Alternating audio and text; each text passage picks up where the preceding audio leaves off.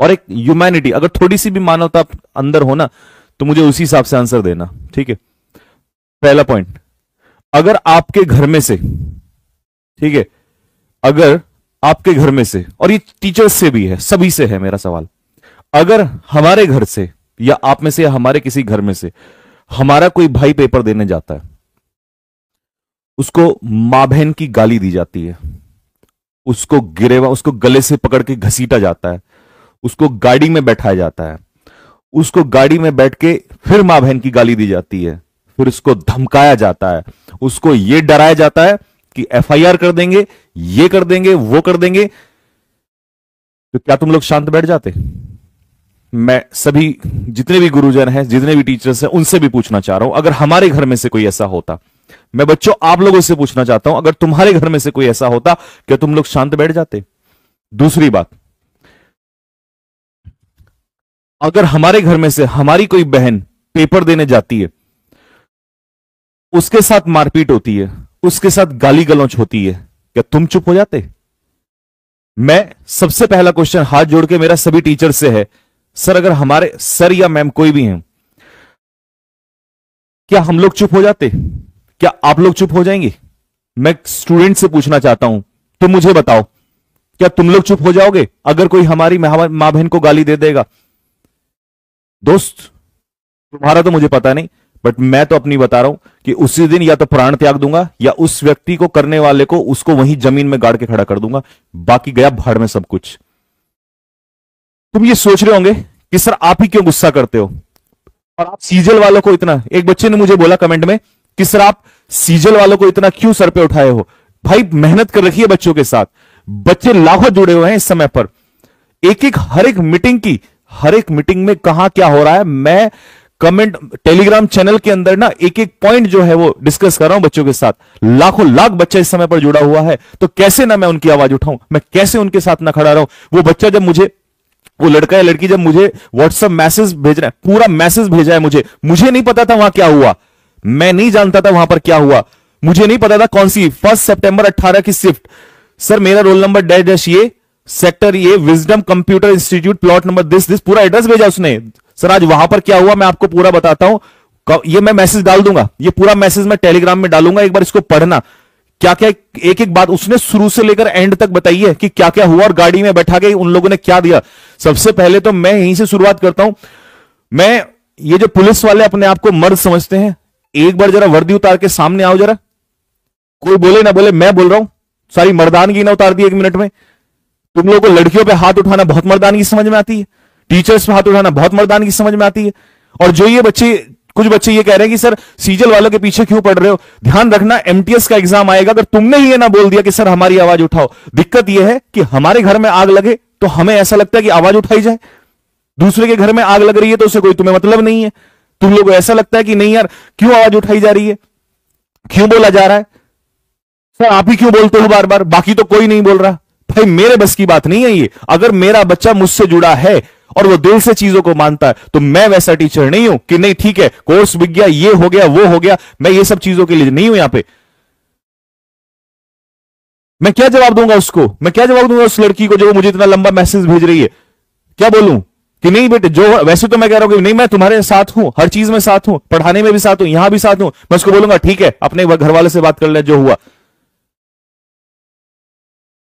तो प्रॉब्लम सबसे बड़ी पता क्या है, सबसे बड़ी प्रॉब्लम हमारे स्टूडेंट से स्टार्ट होती है कि अगर कोई आवाज उठाए, कोई बोले तो उसको आवाज मत उठाने दो, और वैसे तो कोई बोल ही नहीं रहा है।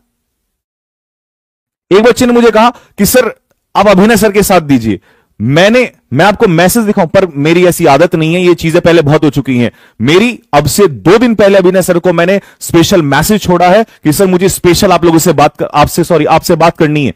सर ने कहा कि मैं बिजी हूं, काफी लेट रिप्लाई आया कि मैं भाई बिजी हूं, मैं कहीं गया हुआ था और शाम को आप जो है मैं पहुंचूंगा, कॉल करना, मतलब मुझे अगले दिन मैसेज आया। मैंने कहा ठीक है सर 12 बजे के बाद सर कॉल, उन्होंने कहा कि कॉल करना, मैंने कहा सर मैं 12 बजे के बाद ही कॉल करूंगा। मैं उनको कॉल नहीं कर पाया उस समय पर, फिर मैंने अभी कॉल किया सर को, मेरी बात हो रही है सर से।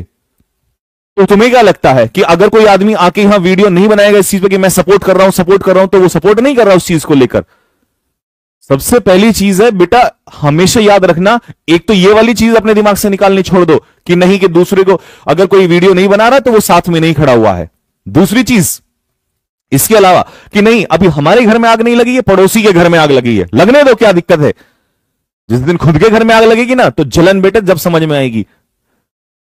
और मेरा सबसे पहला सवाल था ये, मुझे एक बार फिर से बताओ कि अगर ये कल को हमारी बहन बेटियों के साथ ऐसा होता है तो क्या तुम बर्दाश्त कर लोगे? अगर तुम्हारी बहन के साथ ऐसा होता है, मेरी बहन के साथ होता है, बर्दाश्त कर लोगे? दोस्त, मरना पसंद है पर ये बर्दाश्त नहीं कर सकते। भाड़ में गए एसएससी और भाड़ में गए चेयरमैन। और कहां तक चुप रहोगे? ये तुम लोगों को दिखाई नहीं देता। सबूत चाहिए, वीडियोज हैं भाई इनकी, पूरे सबूत है इनके।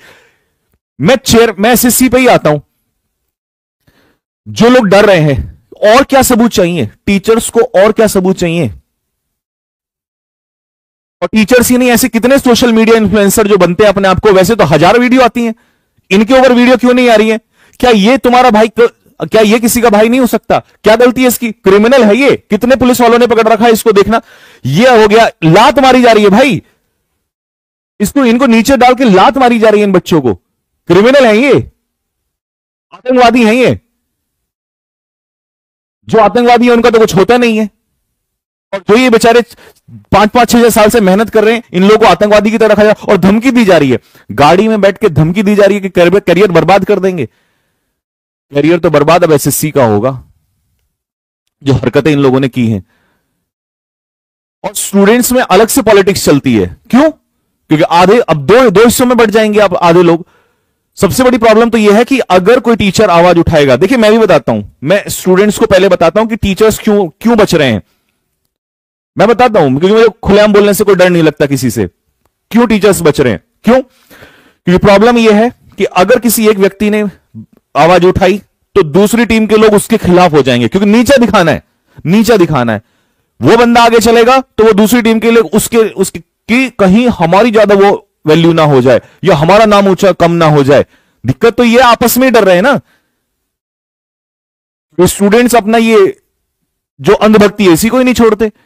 सबसे पहले कम से कम सिस्टम को तो ठीक कर लो। एक व्यक्ति, अभी मैं बना रहा हूं, हो सकता है मुझे ही गाली दे रहा हूं, दे लो, मुझे क्या फर्क पड़ रहा है। कोई आवाज उठाएगा उसको गरियाने में लग जाएंगे, कोई दूसरा बोलेगा उसको उल्टा सीधा कहने में लग जाएंगे। लेकिन याद रखना दोस्त, आज कितना किसी को गाली दे लो, बर्बादी सिर्फ और सिर्फ स्टूडेंट्स की है। मैं कल भी कह रहा था, आज भी कह रहा हूं दोस्त, इसमें टीचर्स की भी है। टीचर्स को अभी समझ में आए ना आए, आ जाएगा एक दिन। जो आज आवाज नहीं उठा रहा ना, एक दिन समझ में आ जाएगा। किस चीज से डर है टीचर्स को? मैं तो यही कहता हूं, टीचर्स से ही कहता हूं, किस चीज का डर है? उल्टा सीधा बोलने का। अगर इतना ही इन सब चीजों से डर है तो फिर तो हम पढ़ाना ही छोड़ दें ना। फिर क्यों पढ़ा रहे हैं हम? क्यों और किससे डर रहे हैं हम लोग? आधे टीचर्स को डर है कि स्टूडेंट्स उल्टा सीधा बोलते हैं, प्रोटेस्ट में जाके देख लिया, वहां भी उल्टा सीधा टीचर्स को बोला गया। आधों को डर है कि एफआईआर हो जाएगी, किसी को डर है मेरे खिलाफ ईडी लग जाएगी। तो ये डर अगर है तो सीजीएल अभी चल रहा है,